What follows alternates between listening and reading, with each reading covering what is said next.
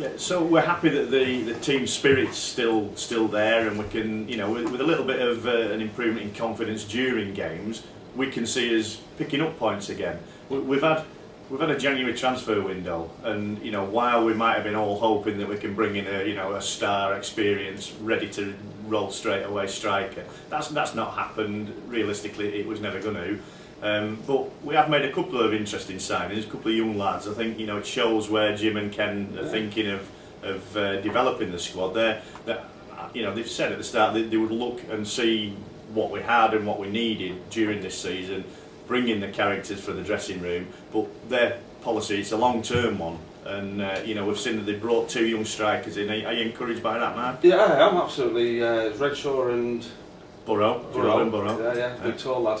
Interviewed him down on the pitch when he signed on, because obviously the good news as well, one of the good things is that Barry Roche signed an extension as well. So 2 good lads there, I think. One definitely they're looking towards the future with, and I think that's the right thing to do. We've got him training with them, and they've loaned him back, which I think is a positive thing because it keeps him in first team football, and also they didn't want to lose him, so it's a good thing. But the big tall Chesterfield lad, I think he could do a job for us, I really do, and from all reports he's got a real good presence. I think that, I've got to say, I think every signing that Jim and Ken have made has been well considered, and they've been good signings. Yeah. So I mean that probably encourages us to.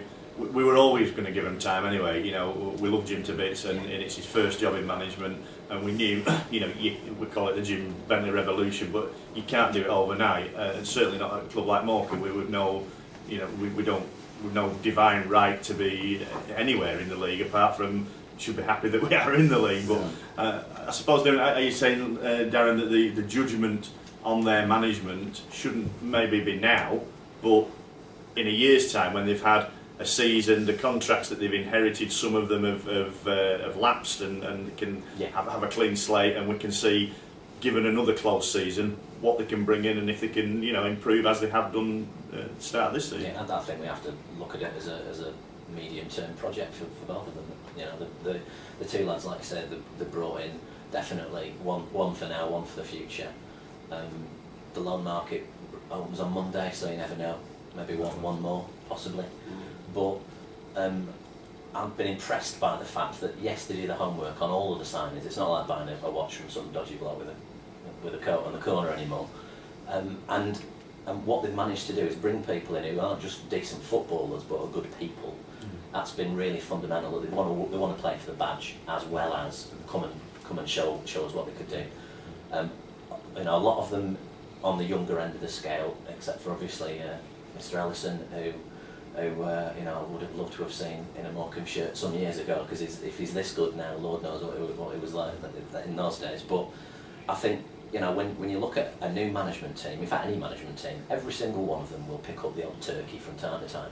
Even the great Alex Ferguson has brought in people like Massimo Taibbi and people like that.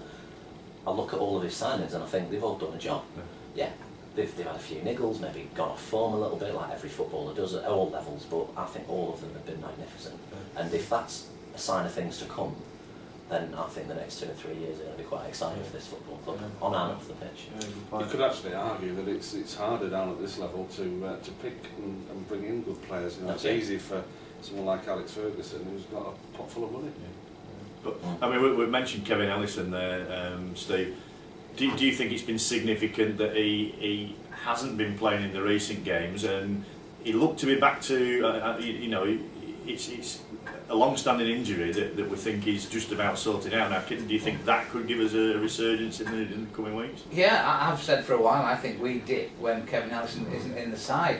But having said that, I think the most influential signing has been Gary MacDonald, because I think I'm still amazed how we've got him, because I think Gary MacDonald is an excellent playmaker. And I think part of the problem this year has been in the midfield. It hasn't been sometimes linked up correctly. Most of our midfielders are attack-minded, and I think we need an Andy Grimshaw yard dog holding midfielder to basically sit in front of the back four, protect the back four, and I think we haven't had that this year. I think that is a key position that needs. Look at Tim will know that, but we've got too many attack-minded midfielders who go forward, and we are a little bit lightweight in size occasionally as well, which doesn't help. But you do seem to get big gaps between the back four who don't play a high line. And if they drop back, you're inviting the opposition to come into that territory and claim it, and that's what's been happening. You've got to either play a higher line or get a better holding midfielder in to protect the back four. But looking towards the end of the season, then how do you see it panning out? Honestly, if you know, and it's a crystal ball job, but how do you see it panning out?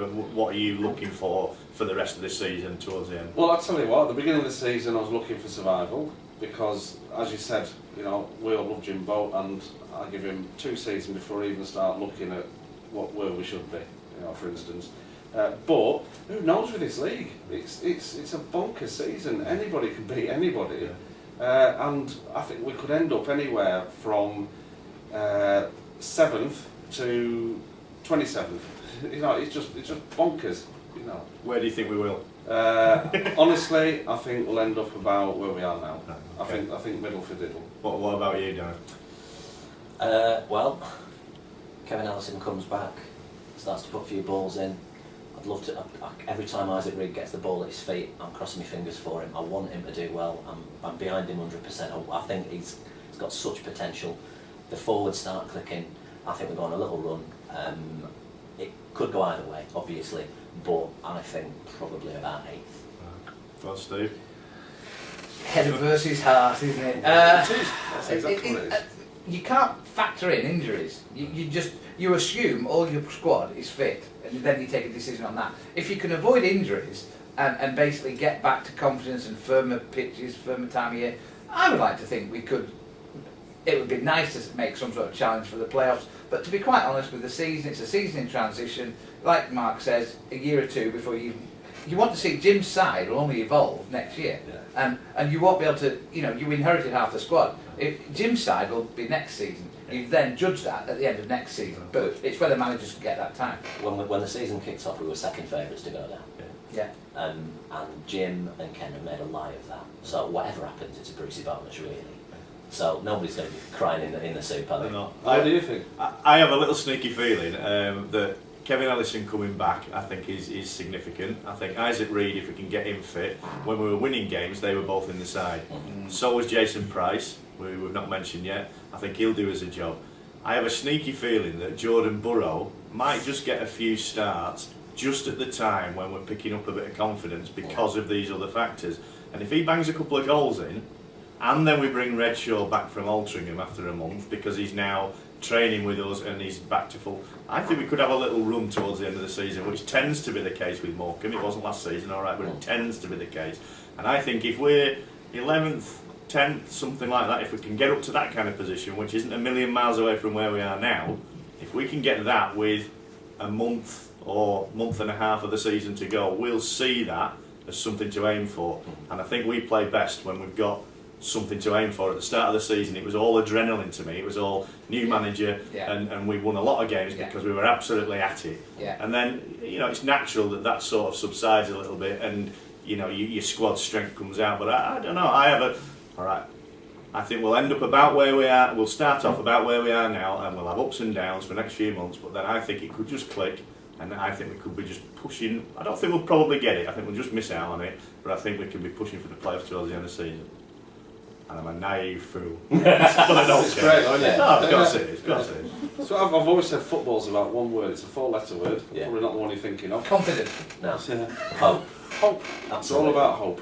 You know, and that's, it can sum it up in one word. It's great. But I think we all share. We're happy to put our faith and our emotion behind Jim and his team. Absolutely. That's the difference. Oh, changing things isn't. No, I don't even think about changing things. Nobody does. To be honest, I think you're on a roll and you see where you end up.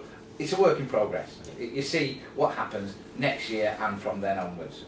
And all the acquisitions I've been really pleased with. All this year's acquisitions by Jim and Ken have been terrific. And you think, I can see why he's done that. Yeah, I like, and they're all characters. And you're not just bringing in the player, you're bringing in the character as well. And you certainly need a dressing room full of characters. Look at TNS. When Ken was at TNS, they didn't call them 10 nasty scousers for nothing. But they're good, but they won and they delivered. And you have to have a a dressing room that is buoyant and bouncy, and that okay, it's a bit flat at the moment, but it won't be. Like Mark said earlier, I think the two best performances from teams and the strongest teams I think we've seen here have been Wimbledon and Bristol Rovers for me. I thought they were two good setups. I couldn't see a weakness anywhere. They both slipped down since then, which gives a lie to that. But they're our next two teams in opposition. Yeah, and then we got the Crawley game, the night game. We've got Macclesfield on the Tuesday. Next two games that I'm going to are going to be away at Bristol Rovers, away at Wimbledon. You're not here on Valentine's night? No. You're not? So anyway, we'll miss that one out. I've got a hot date with Morecambe Football Club. Yeah, but anyway, our next two away games, Right. next two big away games on Saturdays, and I think that'll be interesting to see how if we can turn those around. Yeah. But looking forward to it. Yeah. And we'll see you again in another month or two, and we'll cheer the what I would just ask the viewers, both of them, is if we do have any volunteers out there, we want to get this going again on a regular basis, and there's been one or two that have come forward and expressed an interest, but please, if you do want to do this, it's dead easy. I prefer being behind the camera, if I'm honest with you, but we do need some volunteers to sit in the seats here, and let me know, let Glenn know, and we'll get you involved, and it's just a bit of fun. Thank you everybody, and we'll see you next time. Cheers.